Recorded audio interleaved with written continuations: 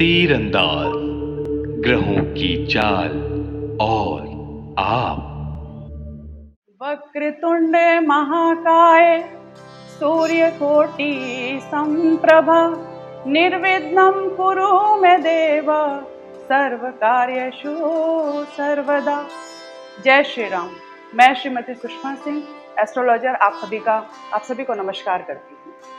आज से तीरंदाज चैनल में ज्योतिष की एक नई श्रृंखला की शुरुआत की जा रही है, तीरंदाज ग्रहों की चाल और आप, और इसमें हम सब हमेशा एक दूसरे के साथ जुड़े रहेंगे। इसमें मैं आप ज्योतिष के गूढ़ रहस्यों को, ज्योतिष को फलित करने वाले ग्रहों के बारे में और साथ ही ज्योतिष विद्या के बारे में आपको जानकारी दूंगी। और मेरी पूरी कोशिश रहेगी कि आप ज्योतिष को समझें, अपने कुंडली में अपने ग्रहों की स्थिति को समझें और समय समय पर अपने ग्रहों की दशा और अंतर्दशा को समझकर आने वाली परेशानियों का सही समय पर उपाय करके आप अपने कष्टों को कम कर सकें। तीरंदाज ग्रहों की चाल और आप। तो ज्योतिष विषय की शुरुआत करने से पहले हम ये समझते हैं कि ज्योतिष क्या है, इसका क्या महत्व है, हमें ज्योतिष क्यों सीखनी चाहिए या हमें किसी ज्योतिष के पास क्यों जाना चाहिए। तो आप सभी जानते हैं कि हमारा शरीर पंच तत्वों से मिलकर बना हुआ है, अग्नि, जल, वायु, पृथ्वी और आकाश, और ये सारे पंच तत्व ब्रह्मांड में मौजूद हैं।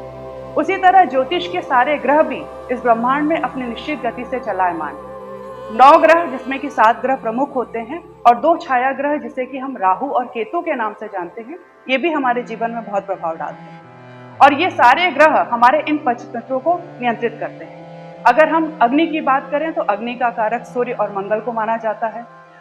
जल की बात करें तो शुक्र और चंद्रमा इसके कारक हैं। अगर पृथ्वी की बात करें तो वो बुध इसके कारक हैं, आकाश के कारक गुरु हैं और वायु के कारक शनि हैं। इस तरह से ये 7 ग्रह इन पंच तत्वों को नियंत्रित करते हैं। तो कहीं ना कहीं हमारे शरीर का स्वास्थ्य और हमारे शरीर का नियंत्रण भी इन ग्रहों के हाथ में है। अगर हम अपने शरीर में आत्मा की बात करते हैं तो आत्मा का कारक सूर्य को माना गया है।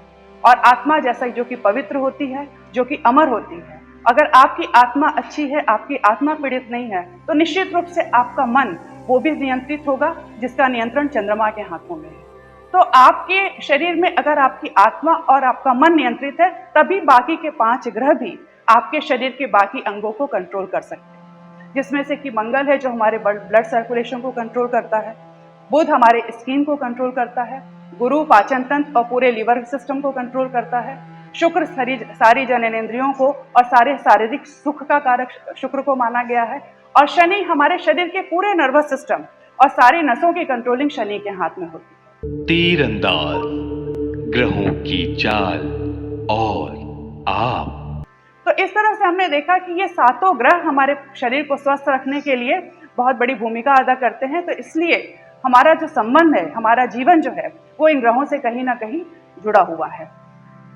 आप इसे इस तरह से भी समझ सकते हैं कि जिस तरह हम अगर कहीं जा रहे हों और हमें उस रास्ते का पता नहीं है, हमें मंजिल में पहुंचना है, तो आप सबके सामने कार में या आपके मोबाइल में एक जीपीएस सिस्टम होता है जिसे कि आप नेविगेशन के नाम से जानते हैं, और आप उससे रास्ता पूछते हैं तो वो आपको 2-3 ऑप्शन देता है। कोई कहीं पे आपको बहुत ट्रैफिक नजर आएगी, कहीं पे कोई रास्ता होता है जहाँ टेढ़ा मेढ़ा होगा, गड्ढे नजर आएंगे, कहीं कोई रास्ता थोड़ा अच्छा होता है पर उसे थोड़ा घूम के जाना होता है। तो आप निर्णय लेते हैं कि आपको मंजिल तक पहुंचने के लिए कौन सा रास्ता सही है। उसी तरह से ज्योतिष शास्त्र ब्रह्मांड का जीपीएस है, जो आपको जन्म से लेकर मरण तक के रास्तों का सफर बताता है, और आपको डिसाइड करना होता है कि आपको कौन सा रास्ता चयन करना है। पर इसका फल आप तभी पा सकते हैं जब आप इस सही रास्ते को पाएं और सही समय पे आप अपनी समस्याओं को समझ सकें और उनका निराकरण कर सकें। तब ये ज्योतिष आपको जो है सही तरीके से फलित करेगा। और वैसे भी हमारे जीवन में 3 बातें बहुत महत्वपूर्ण होती हैं। 3 बातों का हमारे जीवन में बहुत प्रभाव पड़ता है। पहली चीज होती है ईश्वर, जिसने इस पूरी सृष्टि की रचना की है, पर जिसपे हमारा कोई कंट्रोल नहीं है। दूसरी चीज होती है आत्मा, जो कि पवित्र होती है, अमर होती है, और आप जानते हैं कि हर जन्म में वो नया शरीर लेकर अपने सफर को पूरा कर रही है। और तीसरी चीज है जगत, जहाँ की हम रहते हैं, और ये हमारे कंट्रोल में है। और यहाँ पे हम ये तय करते हैं कि हम अपने आचरण और व्यवहार को किस प्रकार रखें और अपने जन्म से लेकर मरण तक के अंतिम पड़ाव को किस रूप में पार करें, और हम अपनी किस तरह की छवि अपने इस जगत में बनाएं। और इसमें हमें ज्योतिष शास्त्र बहुत अच्छी मदद करता है। पर इसका फायदा हमें सही समय पे लेना होगा। वो कहते हैं ना कि कोई व्यक्ति अगर नदी में कूद जाता है या किसी तालाब में गिर जाता है तो उसकी मृत्यु नदी में गिरने से नहीं होती, बल्कि उसकी मृत्यु इसलिए होती है क्योंकि उसे तैरना नहीं आता था। अगर वो तैरना आता होता तो वो निश्चित रूप से तैर के उस परेशानी से निकल सकता था। उसी तरह से किसी डॉक्टर के पास हम की गाइडलाइन को हम इसलिए नहीं फॉलो करते कि हम बहुत परेशानी में हैं या बहुत कष्ट में हैं, बल्कि गर्भधारण से लेकर अंतिम समय तक हम डॉक्टर्स की गाइडलाइन इसलिए फॉलो करते हैं कि हम सही आचरण रख के, सही खान पान रख के अपने आप को किसी गंभीर बीमारी से बचा सकें। तो उसी तरह से हम ज्योतिष के पास सिर्फ कष्ट आने पर या कोई बहुत बड़ी समस्या आने पर ही जाएं, ऐसा नहीं होना चाहिए। हमें ज्योतिष के पास समय समय पर जाकर अपने ग्रहों की स्थिति को दिखाना चाहिए, ताकि जो परेशानियां हमारे जीवन में आने वाली हैं उन परेशानियों का उपाय करके हम अपने आप को मुसीबत को कम कर सकें। तीर अंदाज, ग्रहों की चाल और आप। कोई व्यक्ति जब तालाब में गिरता है या नदी में गिर जाता है तो उसकी मृत्यु तालाब में गिरने की वजह से नहीं होती है, बल्कि उसे तैरना नहीं आने की वजह से डूब जाने के कारण उसकी मृत्यु होती है। अगर वो तैरना जानता तो निश्चित रूप से तैरकर अपने आप को बचा सकता था। उसी तरह हम किसी डॉक्टर के पास सिर्फ कष्ट आने पे ही नहीं जाते हैं, बल्कि गर्भधारण से लेकर अपने जीवन के अंतिम समय तक हम डॉक्टर्स की गाइडलाइन फॉलो करते हैं, अपने आहार सही रखते हैं, अपनी दिनचर्या को सही रखते हैं, ताकि हम किसी भी गंभीर बीमारी के चपेट में ना आ जाएं। तो उसी तरह ज्योतिष के पास सिर्फ कोई समस्या आने से या कोई प्रॉब्लम आने से ही नहीं जाना चाहिए, बल्कि समय समय पर आप अपनी कुंडली को ज्योतिष के पास ले जाएं या अपनी कुंडली में ग्रहों की स्थिति को जानें, ताकि भविष्य में जो दशा अंतरदशा जो आपको कष्ट पहुंचाने वाली है वो आने वाली है, उसके उपाय करके आप उस कष्ट को, उस मुश्किलों को आसान कर सकें।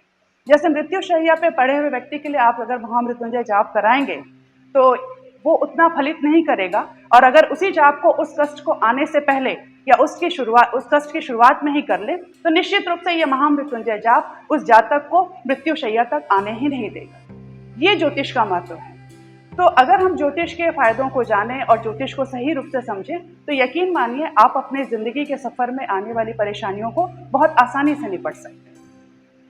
तो ये ज्योतिष का हमारी जिंदगी में बहुत महत्व है, और जैसे जैसे मैं आपको ज्योतिष के बारे में बताते जाऊंगी तो आप इसको समझते जाएंगे, और मुझे पूरी उम्मीद है कि आपको भी यकीन हो जाएगा कि ये ज्योतिष हमारी जिंदगी को कितना प्रभावित करता है। तो आज हम ज्योतिष के विषय को स्टार्ट करते हैं, और हम सबसे पहले ज्योतिष के मुख्य टूल्स यानी ग्रहों से हम अपने ज्योतिष विषय को स्टार्ट करेंगे, और जिसमें आज हम सूर्य के बारे में बात करेंगे। तो सूर्य क्या होता है, पहले इसको समझते हैं। सूर्य जो कि ग्रहों का राजा जिसे कहा जाता है, सूर्य आत्मा का कारक होता है, आत्मा जो कि पवित्र होती है, आत्मा जो कि अमर होती है। सूर्य हमारे शरीर में हड्डियों को, हमारे दाहिने नेत्र को कंट्रोल करता है। जितने भी उसूलों की बात होती है, जितने सिद्धांतों की और जितने नैतिकता की बात होती है, ये सारी चीजें सूर्य से देखी जाती है। सूर्य लीडरशिप को रिप्रेजेंट करता है। सूर्य बलि वाले लोगों में नेतृत्व क्षमता बहुत अच्छी होती है। अच्छा सूर्य आपको बहुत जिम्मेदार बनाता है। आपने देखा होगा कि कभी कभी किसी घर में बड़े बेटे की बजाय छोटा बेटा या मंझला बेटा वो बहुत जिम्मेदारी से अपने काम को पूरा करता है। आप उसकी कुंडली में देखेंगे तो उसका सूर्य बहुत स्ट्रांग नजर आएगा आपको। सूर्य आपके अच्छे स्वास्थ्य का कारक है। सूर्य आपको एक प्रतिभाशाली व्यक्तित्व देता है। सूर्य आपको अनुशासन सिखाता है, नियम, परंपराएं, रीति रिवाज, ये सारी चीजें सूर्य से देखी जाती हैं। मैं आपको बलि सूर्य का एक बहुत अच्छा एग्जाम्पल देना चाहूंगी। आप सबने मोहब्बतें फिल्म देखी होगी। उसमें अमिताभ बच्चन का जो कैरेक्टर जो उन्होंने प्ले किया था, जिसमें वो बार बार उसूलों की बात करते हैं, आदर्शों की बात करते हैं, परंपराओं की बात करते हैं, ये बलि सूर्य का बहुत अच्छा उदाहरण है। तो जिसका सूर्य बलि होगा उसमें आप इस तरह के रोल को देख सकते हैं जो अनुशासन का बहुत अच्छा फॉलोवर होगा। तो एक तरह से कहा जाए कि सूर्य अगर आपकी कुंडली में बलि है तो निश्चित रूप से आपको अपनी जिंदगी में सौभाग्य और आपको अपनी जिंदगी में सफलताएं जो है बहुत आसानी से हासिल हो जाएंगी। और इसके साथ ही अगर कुंडली के दूसरे ग्रह कोई नकारात्मक प्रभाव डाल रहे हैं तो निश्चित रूप से सूर्य के बलि होने से उन प्रभावों में भी बहुत कमी आएगी। तो सूर्य हमारी कुंडली में एक बहुत ही इंपॉर्टेंट ग्रह है और इसका बलि होना सूर्य हमारी कुंडली में बहुत जरूरी है। अगले वीडियो में हम कुंडली के 12 भाव में अगर सूर्य स्थित हो तो किस तरह के फल देते हैं, और अगर आपकी कुंडली में सूर्य पीड़ित हैं तो मैं उसके उपाय भी वीडियो में आपको दूंगी। तब तक मैं आपसे विदा लेती हूँ। जय श्री राम। तीर अंदाज, ग्रहों की चाल और आप।